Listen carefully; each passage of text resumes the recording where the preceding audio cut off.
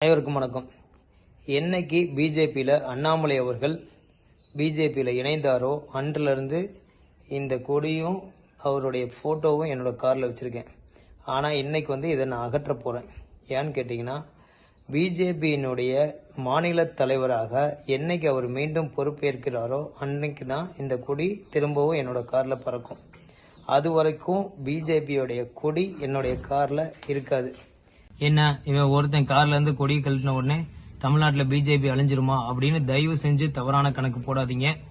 Loss ஏஞ்சல்ஸ்ல கரெக்டான இடத்துல ஒரு தீப்பொறி பிடிச்சதுதான் லாஸ் ஏஞ்சல்ஸ் மாநகரமே அழிஞ்சதுக்கு காரணம். அதனால இது தேசிய தலைமை நமது பாரத பிரதமர் நரேந்திர மோடி அவர்களுக்கு தமிழ்நாட்டில் என்ன நடந்துகிட்டு இருக்குன்ற செய்தியை மொழிபெயர்த்து அவர் பார்க்கும் வரை இந்த வீடியோவை பகிருங்கள். அண்ணாமலை மீது உண்மையான அன்பு கொண்ட ஒவ்வொருத்தரும் இந்த வீடியோவை பகிருங்க. தமிழ்நாட்டில் என்ன நடக்குதுன்னு தெரிஞ்சுக்கிட்டோம்.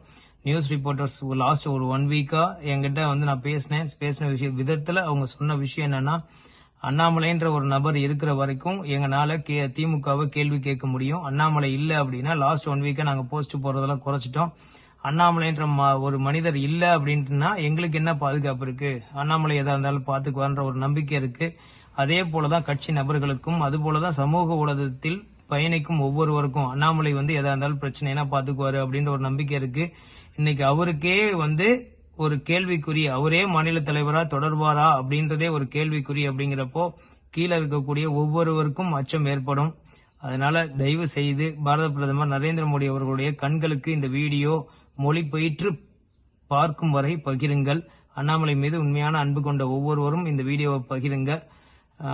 தமிழ்நாட்டில் என்ன நடக்குதுன்னு தெரிஞ்சுக்கிட்டோம். அனைவருக்கும் நன்றி.